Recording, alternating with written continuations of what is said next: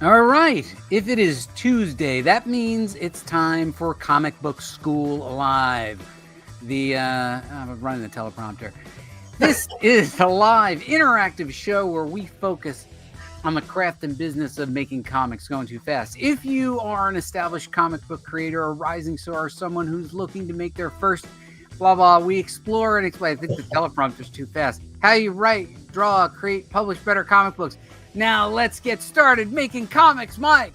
Woo! Woo! There we go. There we go. There you go. You know what? They have this new teleprompter feature, so I thought I'd try it. How'd I do? You got to try it. I think you probably just had it a little too fast. A little too fast. I had it at 4x.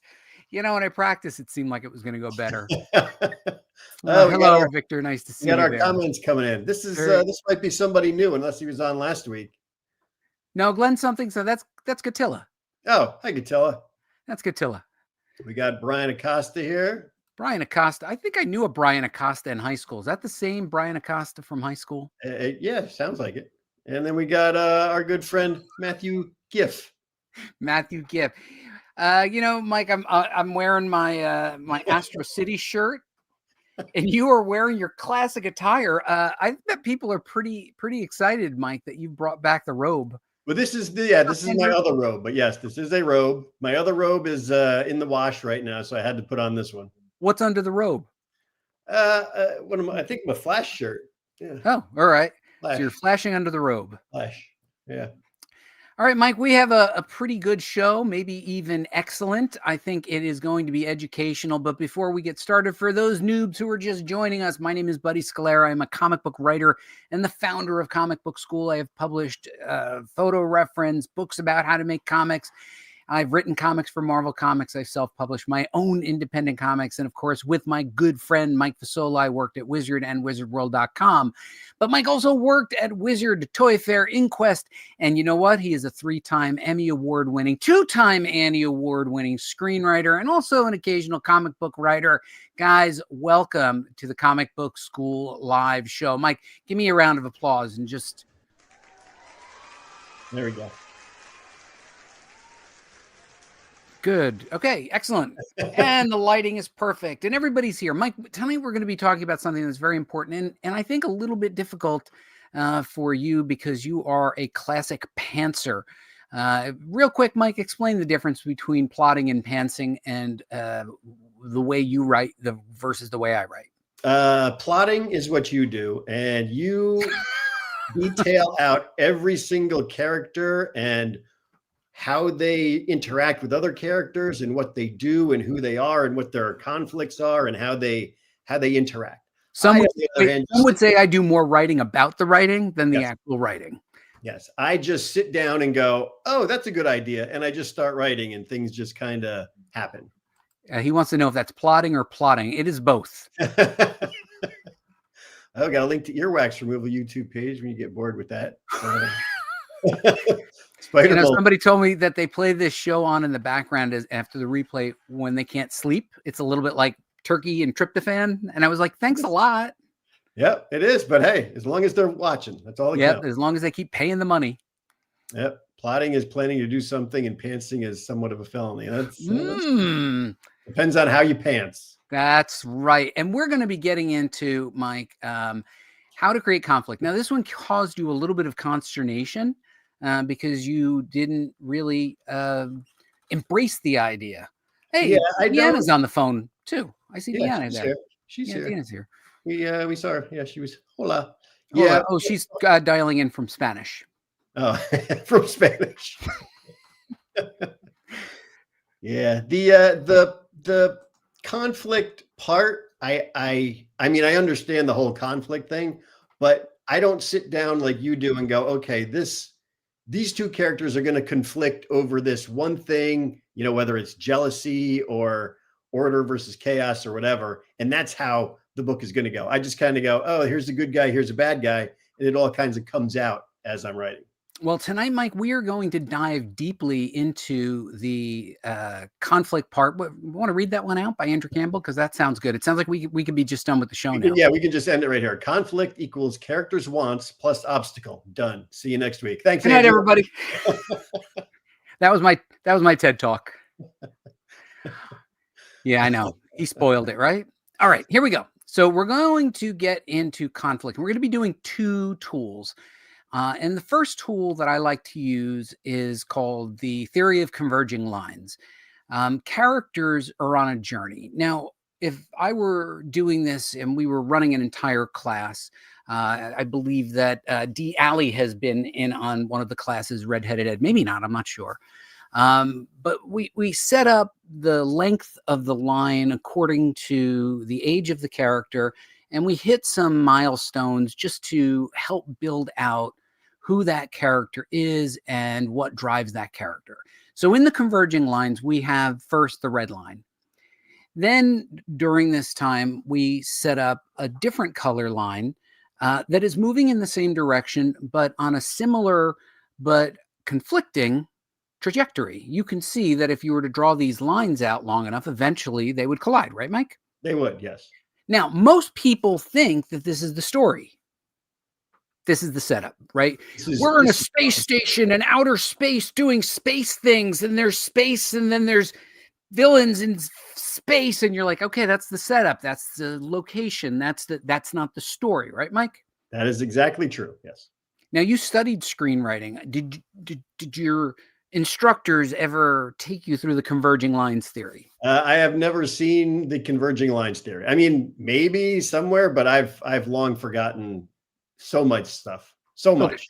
Well, so we're going to go through the converging line. So we've got the red line and we've got the blue line, and we call this the setup. Now, this is where things start to get interesting. Both of these characters, during their trajectory from left to right, want something, and they want the same thing. And like in physics, Mike, 2 objects cannot occupy the same space at the exact same time.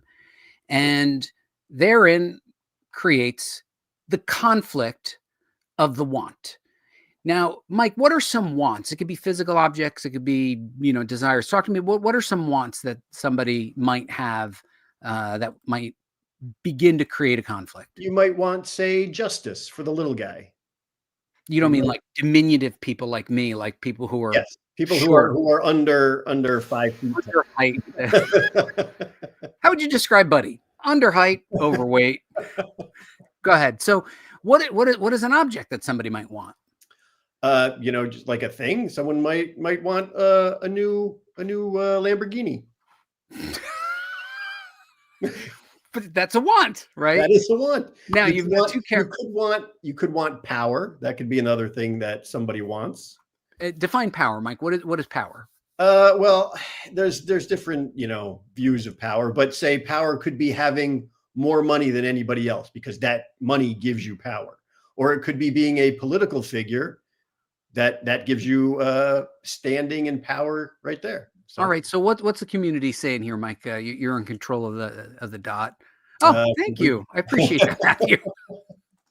See, Andrew Campbell wants the one ring and to rule them all. Yes, that's what he wants. That was coveted.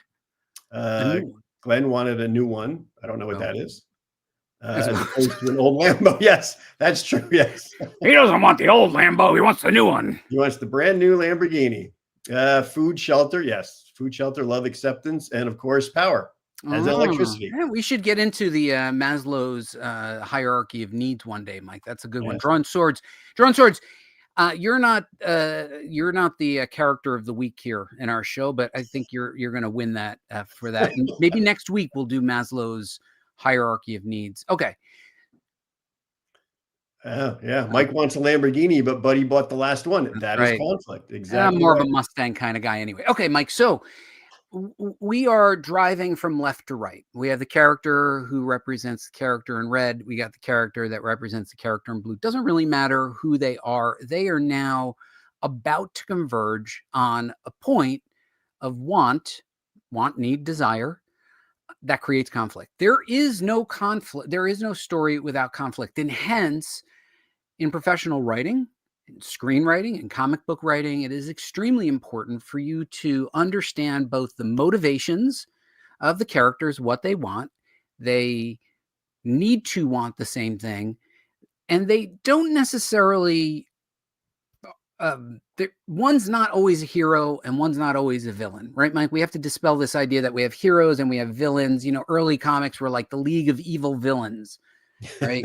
They were like, we declare we're villains, but now we have more nuanced heroes and villains, and sometimes heroes can also be in conflict.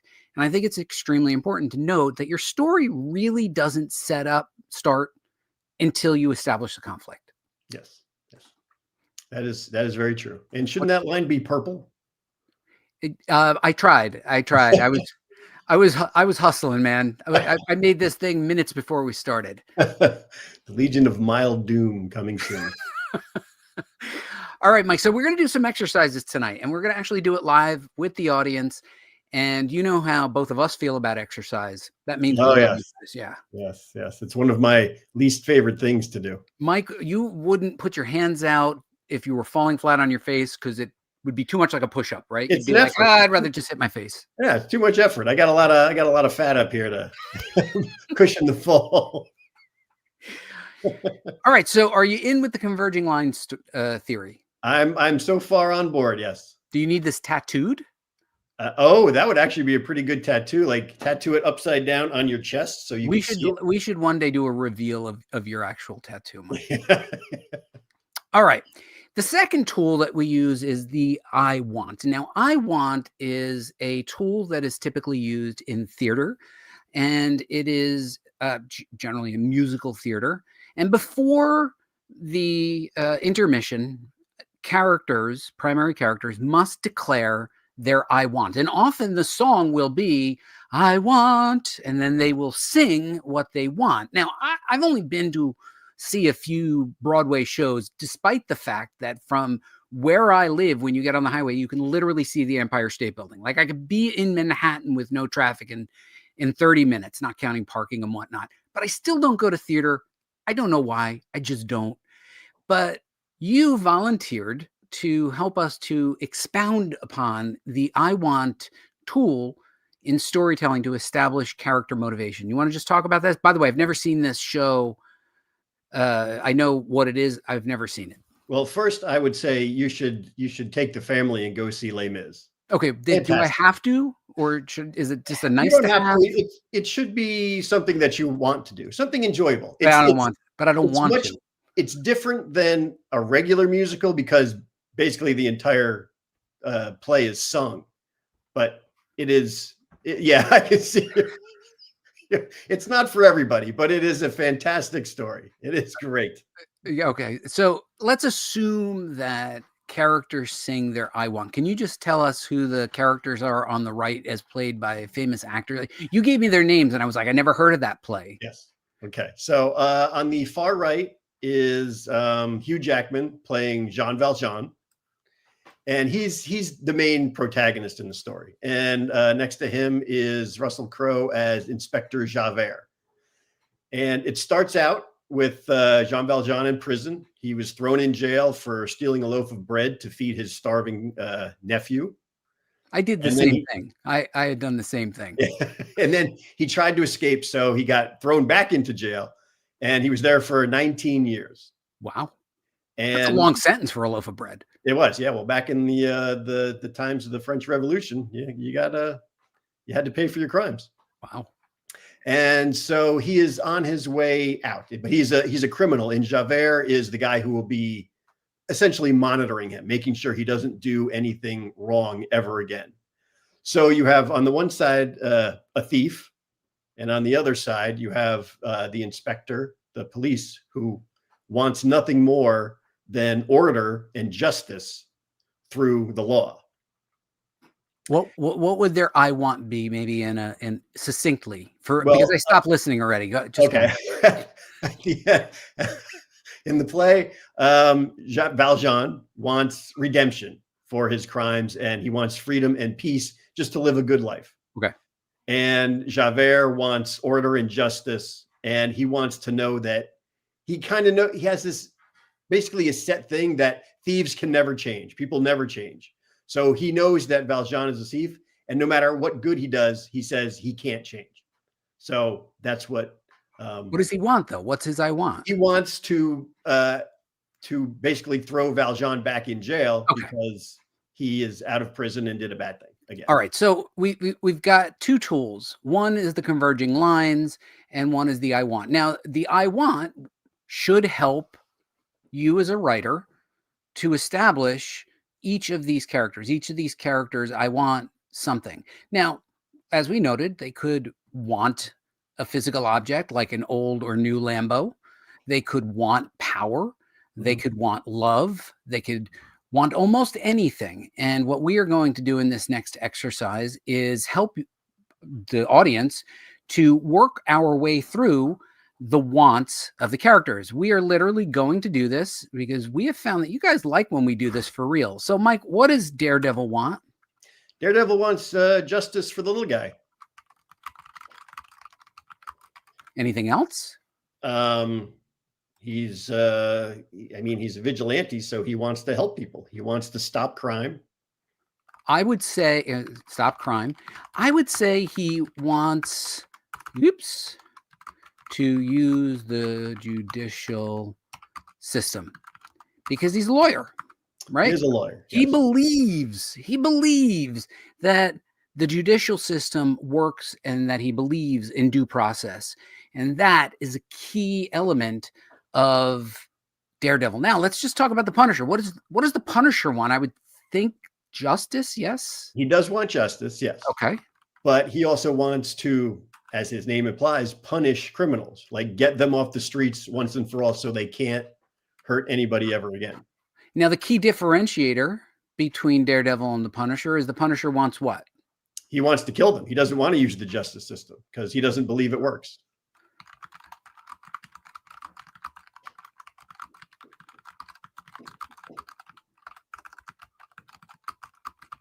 And he wants to punch people. Yes, that is. Or we'll punch people.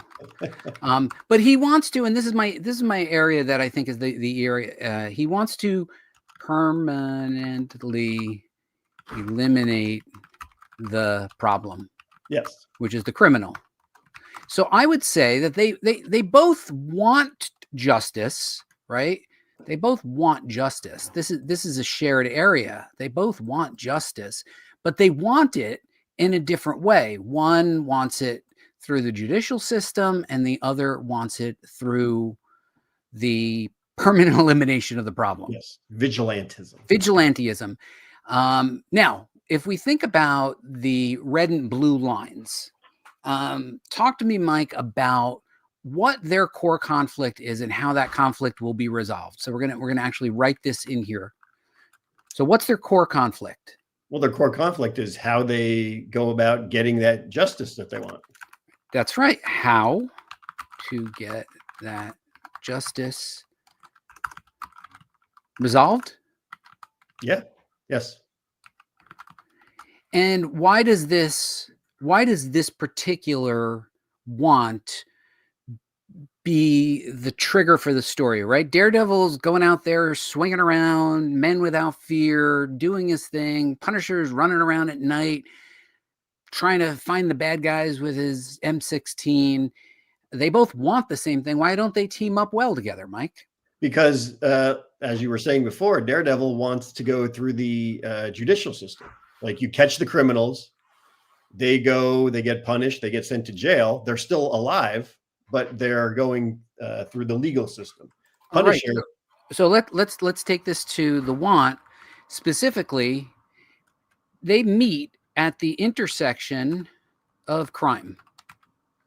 Right? So their story starts at the intersection of, well, actually, let's say no, criminal. So let's be clear. So when they reach a criminal and they cannot resolve their problem, they often begin fighting within themselves. Somebody put up a thing. Should we? Do you need to read it?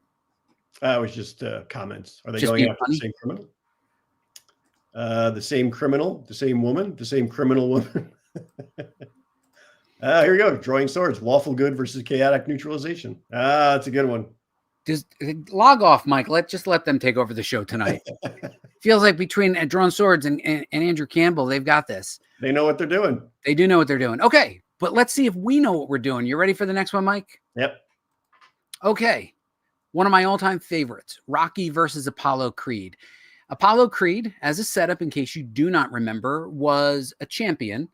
And as champion, he defeated all of his opponents and wanted a challenge. But he also felt like he wanted to give a chance to an unknown to win the belt, to not have to go through the same process of working their way up. Somebody who's seated, but not necessarily somebody who has had to go through the entire process. This is loosely, well, not even loosely, it is directly based on the story of how Muhammad Ali picked the name Chuck Wapner, the Bayonne Bleeder, for a championship title fight, which is arguably, was it a championship title fight, or was it just an exhibition? You choose. But essentially, the world's greatest fighter of his time picked a guy named the Bayonne Bleeder to have a boxing match. Hence the basis of the story between Apollo Creed and Rocky. Now, we know what both of them wanted, but the scene on the bottom, Mike, is probably the most crucial scene of the movie because this articulates the sensitivity of Sylvester Stallone. Do you remember this scene, Mike?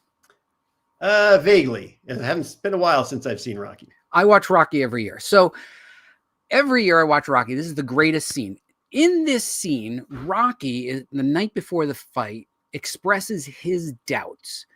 And it's not what Adrian thinks. Rocky knows he can't beat Apollo. He knows he's just a thuggish street fighter. But what Rocky wants is not to embarrass himself among the people that he still has to live with in Philadelphia. And all Rocky really wants is to survive the fight, to go the distance, to not get knocked out. He's not even looking to win in this moment. He is just looking not to get knocked out and not to get embarrassed. And oh my God, what a human moment.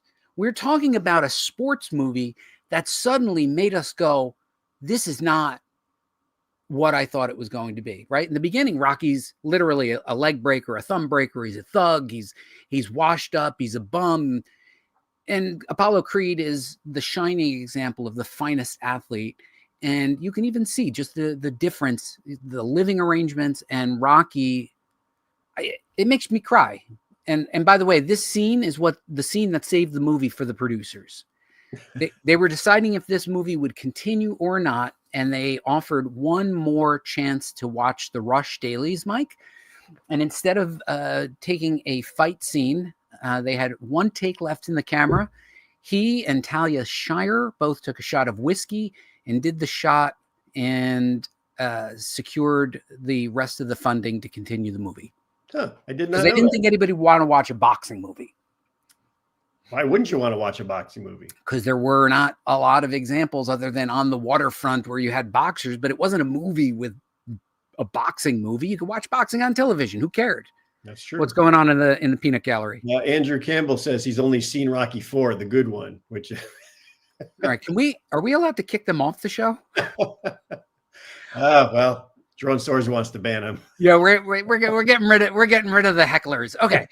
So Mike, now that we remember, what does Rocky want? What does Rocky's want? Rocky wants to not embarrass himself. He wants to just survive. He wants to go the distance with Apollo. Does he want to win?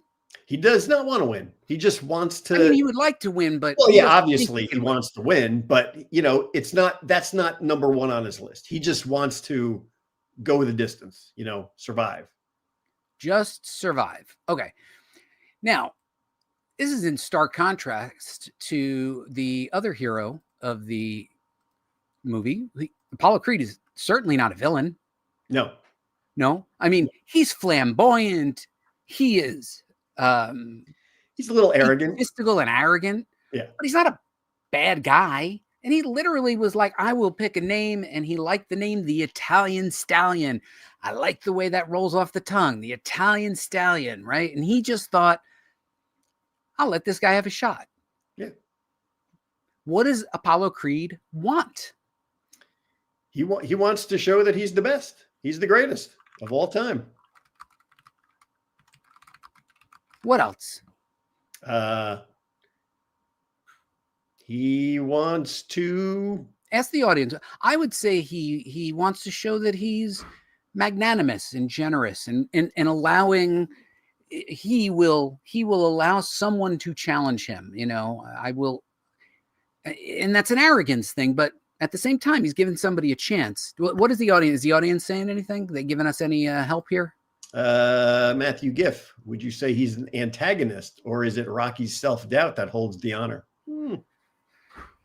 I got to tell you, that's a great question. Let's keep that up for a second. So, would you say he's the antagonist? Yeah, I would say he's the inciting incident. Well, but is he the antagonist? I don't know. If it wasn't for Apollo saying he wanted to fight Rocky, they would never have gotten into, conflict. They would never, right. It would have never, there would have, but that's it. They get their conflict. I will also note that in a very classic literature sort of way, this is what we would call the fatal flaw of the character. For Apollo? For Apollo. Just being arrogant. His arrogance that he thinks he cannot be beat. Yes. Yes. He thinks when he gets in the ring with Rocky, he'll just dance around and he'll do the Apollo punch, right? And then he'll knock Rocky out in the first round, and he'll have done what he wanted to do, help at least get somebody out of the gutter and give him a shot at the title. But he still feels he is going to win. Oh, pull up that next one. Apollo wants a challenge. Oh, that. And see now, and there's also an awareness that maybe he knows he's not being challenged. Is Leo J new? He could be. Hello, Did Leo J just give us like a banger of an answer in the first appearance? Yeah, that's what he does. Hold on, let's pull up the applause. What was it? No, not the like and subscribe. The welcome. The welcome. There you go. Your first badge for your first appearance. Okay. Yeah. So Jerome Source says Apollo wants to win, but what he didn't want was to look outmatched, which is what happened. Well, then let's get into the actual story. So Rocky wants to survive, just wants to make it through. Apollo wants a challenge, and what was the other thing? What did he want? What did we say Apollo wanted? He wants to prove that he's the champ. Show he's the greatest of all time. Okay, so he's the greatest of all time. So what's the point of conflict that we're talking about? Essentially, they both want to win. But what's the point of conflict? Is it the setting? Is it the boxing ring? Is it the desire to win? The desire? What is the want that creates the conflict, Mike? Well, I guess it would have to be the boxing ring because they're both boxers. Okay, let's be more esoteric. It is the tournament. Yes. Yes. Well, boxing. The tournament, which is two men enter, one man leave. That was Mad Max, but and that is the trajectory of the story. I would argue that you get this inciting incident early in the film. You go through the training, you're cheering on Rocky, you're watching Apollo be arrogant and self-assured. But when it's just the two of them, it's just two fighters with gloves and shorts and nothing else, stripped down. That's the story. I would argue that is not the crux of the story, but it is the climax that makes everything worth watching. It is the journey of each of these characters, the juxtaposition of privilege and success of Apollo Creed and the failure of Rocky, who really could have been somebody, but now he's cleaning up spit buckets in Mickey's gym. Right? Rocky.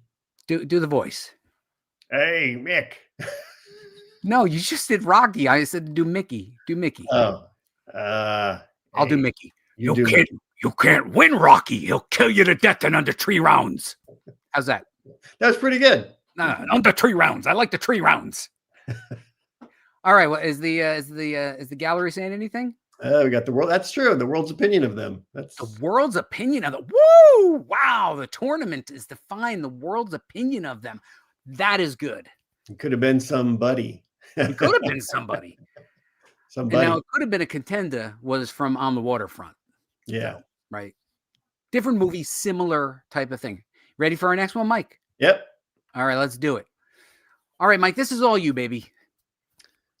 It's all me. Don't put it all on me. That'd be all bad. right. So Lex Luthor, arguably the smartest man in all of Metropolis, potentially one of the smartest characters in the DC universe, maybe other than Brainiac. Then we have Superman, smart, not the smartest, but he is an alien from another planet.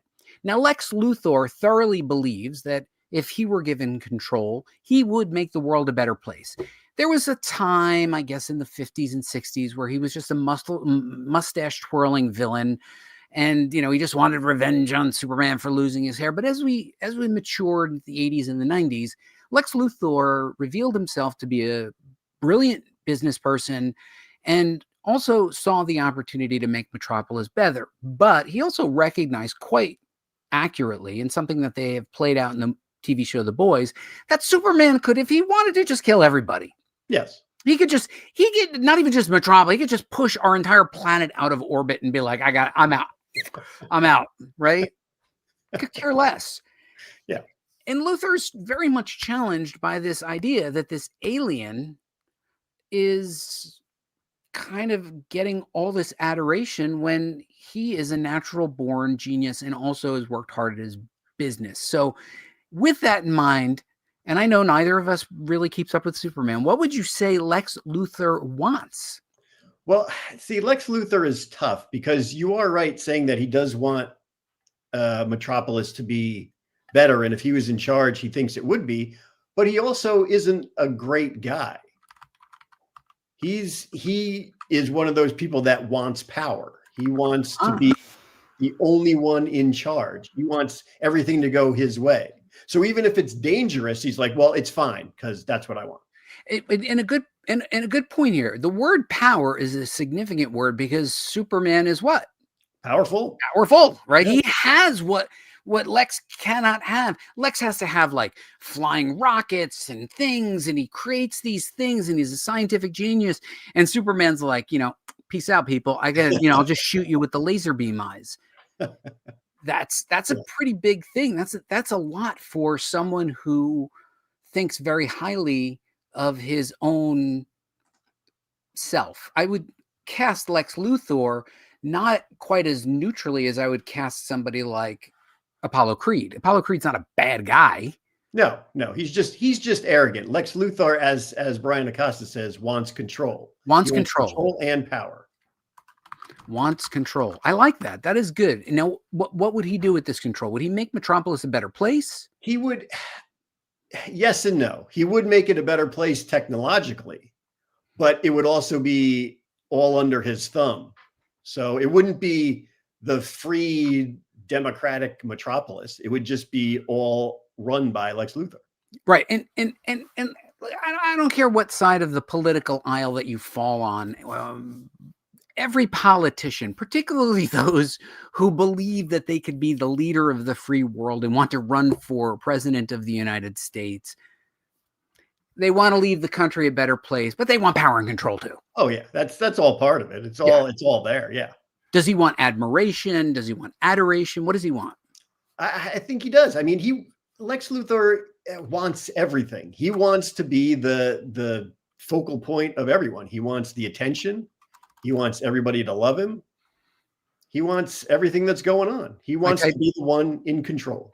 I typed it, everything. Did you ever see the movie Leon? No. Oh, great movie. Great movie. Who should we call? Call everyone. Right, the Order of Dylan. Has the Order of Dylan been on before? What is it? Oh my God, do we have two newbies? Villain may have been on, but he's right. Everything. Lex wants everything, which is why during the Blackest Night he was made an Orange Lantern for avarice. He wants what? He wants everything. Oh, he wants everything. What is avarice? Mike, what's avarice mean? What does that mean? There's a bunch of rings for the Green Lantern rings, and one of the orange ring is for greed and avarice. And what is avarice? I know I've read the word. I will admit I don't know some words. What's avarice mean? It's essentially greed. Yes. So me. Yeah. But yeah, that's actually a good point, that when, all this was going on with the Green Lantern and all the rings, the rings go to the person who has, like, the green ring goes to the person who has the strongest will. The yellow ring goes to the person who has the strongest, ability to promote fear. Orange goes to someone who's the greediest. And it went to Lex Luthor, saying that he wants everything. Wow. All right. But then we have Leo, who says Lex just wants to be loved. Wait, that's good. Wants to be loved. Has anyone tried giving him a hug? He can get all the hugs he wants. Yeah, he's Lex Luthor. Yeah. Greatest criminal mind. Miss Tessbacher. Okay, I'm sorry. I'm getting into the All right, what does Superman want? I say the same thing. Metropolis to be better, yes? Yes, he wants what all the good heroes want: truth and justice. And peace. He wants everyone to be happy. Does he want everyone to be happy? He does. He's a good guy. What else? Did you put justice? He wants justice too. Because Superman's not somebody who'll just grab a bad guy and throw him into the sun. Now, are we still? I think they changed it from Truth, Justice, and the American Way to something else now, right? That I don't know. Truth, Justice, and the Universal Way. I don't know. I don't know. I'll just say Truth and Justice. We'll stay out of the fray. He wants to protect the planet. That's true. Protect the planet. Okay, so Lex Luthor, the greatest criminal mind the world has ever known, and Superman, the ultimate Boy Scout, are now about to face off. And they both want something. We have set up both of these characters and clearly set them on the same trajectory in the same city. What would you say sets up their conflict, and what is their want at this point? So it's getting a little tougher now as we go. I mean, the want, it would probably center on Metropolis, but essentially it would be the planet Earth, I would say. That's a lot. That's a lot. Is Lex Luthor going for control of the planet Earth? Or I guess you could say over the last 100 years of Superman published stories, you could pick any one. What would you say is emblematic of what Lex Luthor wants, where he meets at that conflict point with Superman? I mean, if you want a focal point, I mean, Metropolis, they want Metropolis to be their place. Yeah. Yeah. And then what's their conflict? So if they both want the same thing, why are they in conflict? What is their conflict? Because they're both as your arrows point, they want the same thing, but it's coming at it from different directions. Different directions. Different. Would you say methods? Yeah. Oh yeah. Obviously. Yes. Right. So they would have different methods. It is sometimes a scheme that Lex Luthor hatches that goes off the rails, or Superman's like, you can't do that. And Superman's right. But Lex is like, we could make this a utopia if you just, right. He is definitely more of a villain, but yes. But this is, as Matthew Creecree says, Lex Luthor is willing to do things that aren't ethical to win. Oh, different methods. Yeah. Yeah, he is willing to be unethical. Which that's what makes him a bad guy, because he's not out for the greater good. He's out, essentially for his greater good.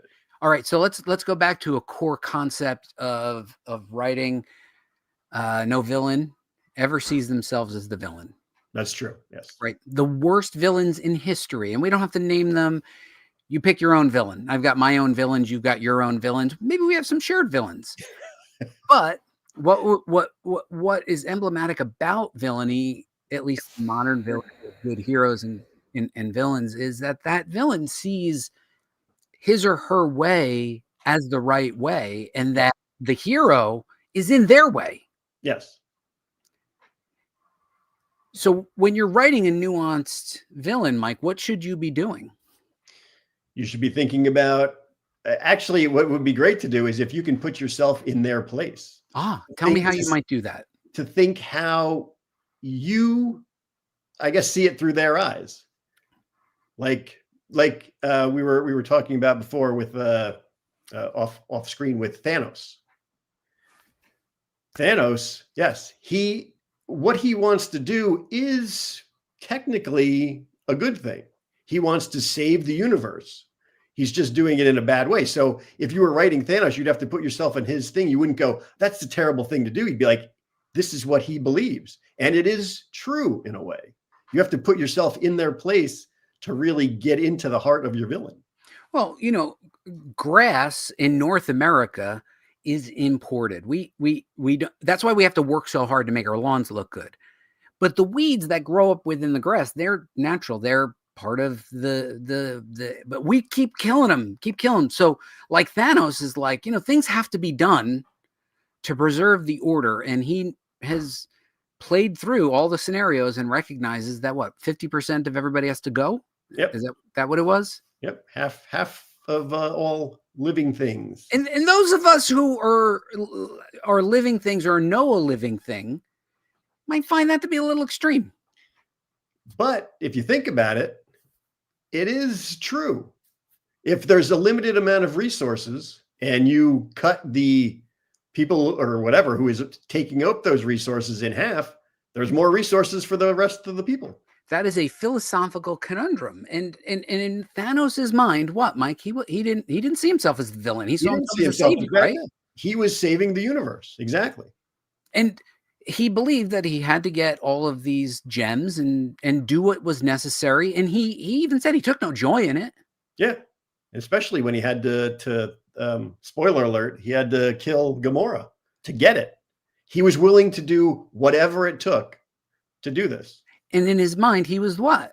He was right. He was the hero.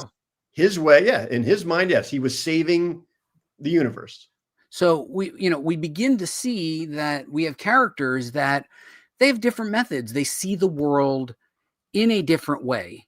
And with this difference, their methods are going to be in conflict. So we have one more. Our last one, Captain America and Iron Man. This is one of your favorites. And I would just like to say I'm rather proud of how this graphic came out. You know what I'm saying? I dropped the background, I doubled the image, I just kept them in color, and then I desaturated the background, made it black. And what do you think? Can you give me a round of applause for that graphic? Hang on, let me get give me a little bit of love. My media assets here. Here we go. Go ahead. Well, that is a great graphic. Yeah, that was kind of a low. All right. Anyway, talk to me. What does Captain America want? And they took sides in Civil War. This is from Civil War. Talk to me about what Captain America wants during Civil War. Captain America wants in Civil War theories, he wants to protect individual freedom. Like he doesn't want the superheroes to have to be under the thumb of governments. He wants them to be able to use their own judgment about conflicts. Okay.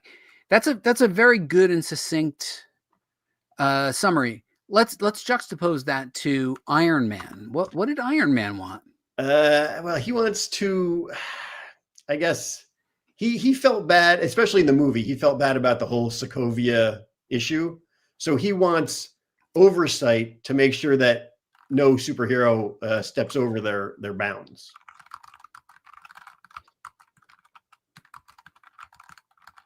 He thinks that the heroes have to be accountable for what goes on. They can't just run in and do what they want. Now, does Cap necessarily say that they're not going to be accountable? He just doesn't want the registration, right? He doesn't want the registration, and he also doesn't want to be under the thumb of government saying you can't go into this place if, you know, Captain America thinks someone needs to help the people in that place. Now, both beloved heroes, right, Mike? Yes. Yes. And both are fought side by side. There's always been friction between the two of them that's made it interesting, but they both have agreed on methods. Neither of them are killers. Well, Captain America actually killed a lot of people in World War II, That's besides the point. but now he doesn't kill people, right? Now he doesn't kill people, and he believes in the method, the rule of law. He believes in his government.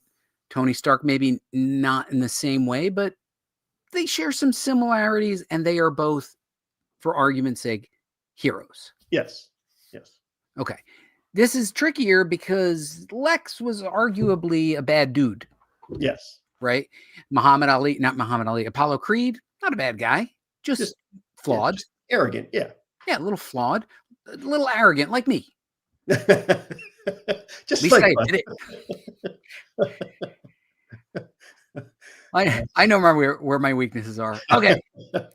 Okay, so where does their want meet? What is their conflict point? Well, this is a tough one. Like, Yeah, I guess I don't know. I mean, they both want to protect people. I would here's what I'm gonna say. Compliance. They differ on the method, the compliance. Would you? I'm just writing it in there. What does the audience think? Do you not agree that it's compliance? Do you comply with the Registration Act? Well, Cap doesn't want the paperwork.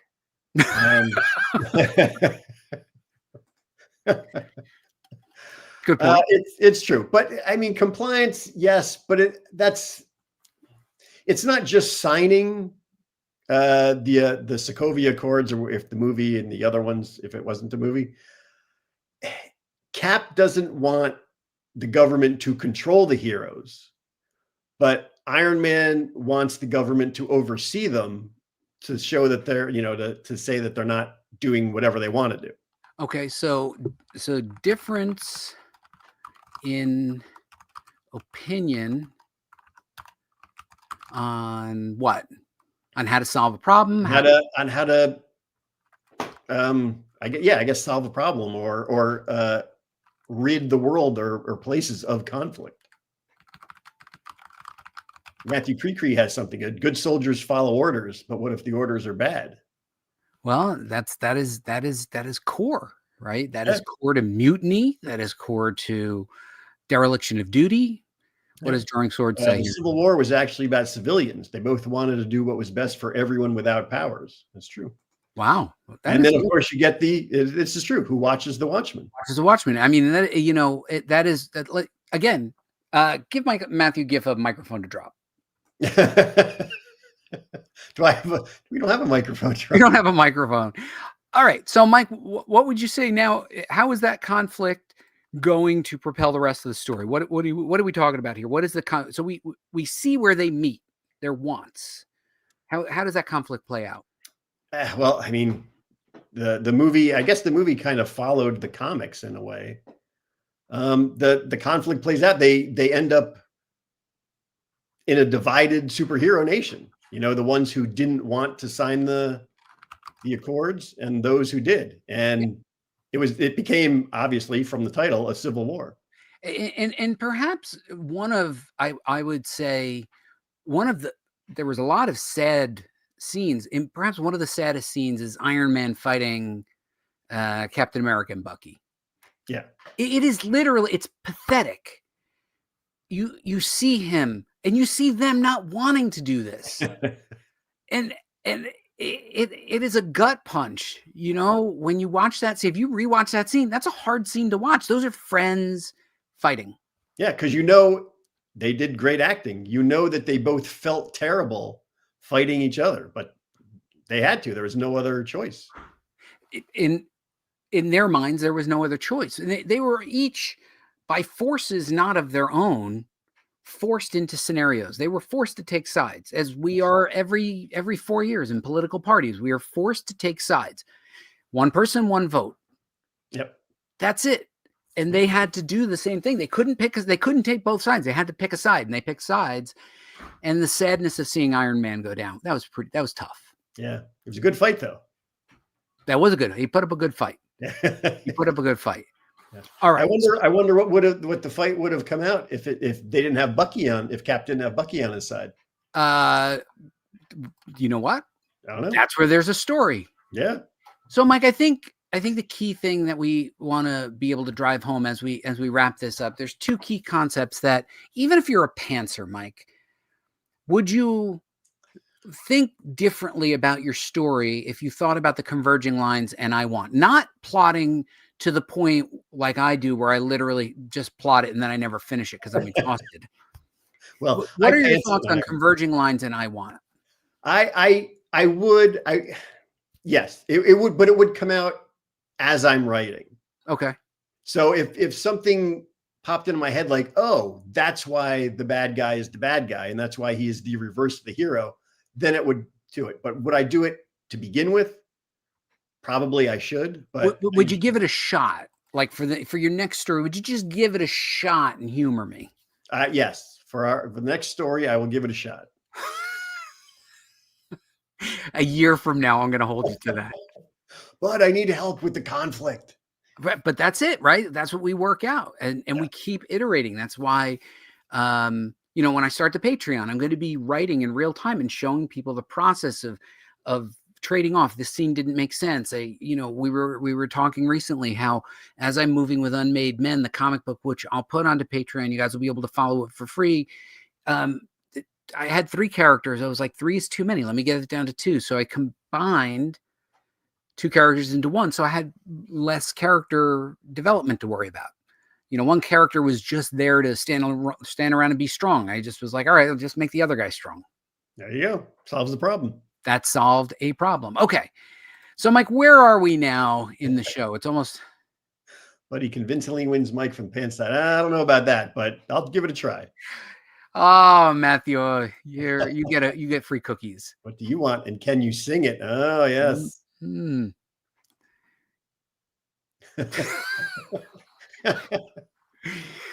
I would like to see that court order.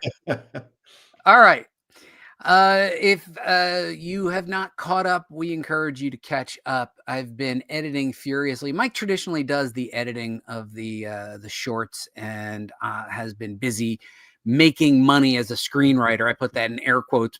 I don't know why, because he actually is making money as a screenwriter.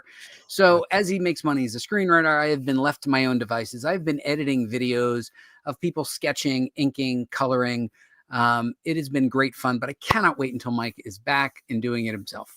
Well, you've been doing a great job, but I'm surprised every day when I log on and there's a new video. I'm surprised too.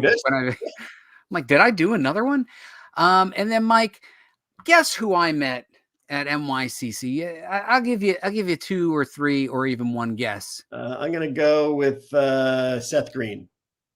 No, I last week when you were not here and Deanna was on the line, Glenn Gatilla said, "Don't you dare." And I dared. My daughter got a photograph of Glenn Gatilla and me. Have you ever seen Glenn Gatilla, Mike? I've seen a couple of these pictures. Yes. Well, Glenn, you said don't ever show that picture of me, and I hope he's losing his mind in the green room, because here is a picture of me and Glenn Gatilla. There you go. There you go. That is exactly what Glenn looks like. What did Redheaded Ed say? Everyone shut your eyes. Everyone shut your eyes. I was wearing my comic book school shirt, and Glenn made the mistake of saying, "Hey, buddy, how are you?" And then I got a picture. He looked that happy in the picture too, Mike. I bet he did. That's a happy looking Glenn Gatilla. Yeah. I drew that with my mouse. I know. Hard to believe. He's a man who can watch The Watchmen. That's true. Yeah, he does. That looks like the button from The Watchmen. I'm wondering if Glenn has already logged off when he thought that I might be showing his picture. Well, he should have stayed logged on. Gatilla, you should stay logged on. I would not reveal your secret identity, but I will reveal that Mike is up to entry number 8. Mike, give yourself a little bit of that clapping music, because I got to just tell you, you are doing your job. Well, I'm trying to get the applause. Yeah, actually had a problem last week or a couple days ago, but I had to resolve it. And yes, I actually got it up on time. That is, for a man your age, Mike, that's impressive. I know, sometimes it's tough. For a man your age. Anyway, how's the writing going, Mike? How do you like being held accountable in public? It's tough because now, I mean, especially when I'm working, it's actually hard to get this stuff done and ready and up and ready to go. Well, I am going to soon be holding myself to accountability. That's the point of the Patreon. I'm shooting for the beginning of November. I need to get some structure set up, but you'll be able to watch as I write for free. You'll see me plot, and then I'll write a paragraph, and then I'll go back to plotting. But I'm going to show you the tools that I use. Remember, Mike, I showed you the picture of the tools that I use and what your head was like. Yeah, I was going to say, are you going to actually show all the little bubbles and the strings and all that happen? Oh man. Yeah. I'll just tune in when you start writing. You won't even watch. You won't even watch that. But yeah, I'm real proud of you, Mike. And I think everyone else is real proud of you as well. The idea that you're here and you're saying, I'm making a commitment in public, and you now have an audience, and that audience is going to follow you on the journey. And then at the end of Mike's journey, the end of 11 months, he will close the book and all the entries, and then he will begin the packaging process. And in exactly 1 year from when he started, he will have an ebook available for you to purchase for the low price of whatever he decides. Yes, I will. I'm doing it. I'm doing it, bud. Wait, you got a compliment. Seaberry, I love the last installment. 8 Legs of Horror. That's true. Yes. All right. I haven't read it. I just took a screenshot. I've been a little busy. Took a screenshot of it. That's okay. I promise to catch up. And then, Mike, we try to get the community spotlight. We have lots of regulars. I have to try to keep track of these. I had to go to you. I was like, who do we do? Who do we not do? So ran through the chats, and I don't think this person is on tonight, but let's give a round of applause to Jeff Ewan, who has come on many a show and given many a good comments. Actually, I scrolled through the chat stream and saw Jeff giving some great comments. So congratulations to Jeff Ewan for being in our community spotlight. What do you think of that, Mike? Thanks, Jeff. Good job, Jeff. Good job, Jeff. Too bad you weren't here tonight. I think the same thing happened, like the Andrew Campbell or something, the one night, or oh no, Victor Medina. The one night Victor was like, I think I'm going to take the night off. He was the belle of the ball. Oh, well, Matthew Jiff said he was here. So, all right. There he is. There he is. Oh my God. Bows. Oh, congratulations. Thank you for joining us. Thank you. You are our community spotlight, and people can find you. This is your YouTube channel. I don't know what your other socials are, but Rockstar. Speaking of rock stars, Mike, we continue our social media evolution. The TikTok is officially retired. Okay, we're done. Yep, we are done. I'm taking the app off my phone. I'm retiring Facebook soon. It will literally only be there to notify people if there are upcoming shows. It's just going to be a broadcasting channel. I'm not sure, Mike, about Blue Sky and X. Something has to go. Do you have an opinion? If I had to get rid of, X is more popular, but I would keep Blue Sky. But I guess you have to go with more popular. So I would probably then get rid of Blue Sky. Yeah, I think there's a significant portion of the comic book community on Blue Sky, which makes it hard. And there's good engagement there. There's a lot of nice people there having a good time. They're all bad. Yes. They are all bad. Well, that's why coming soon is Patreon. So you may want to start to create your Patreon account, because I'll start to pull that together. And Mike, you want to just cue the music. Don't forget to follow us on our socials. Mike might post at one point or another. We are live every Tuesday, as like this Tuesday. I believe next week you're out and Deanna is sitting in for you. Yep, I'm out again next week. Yes. Making the money? Oh yeah, trying. Well, thank you everyone for coming on tonight. Good night, everybody. We will see you next Tuesday. And remember, keep making comics. Good night, everybody.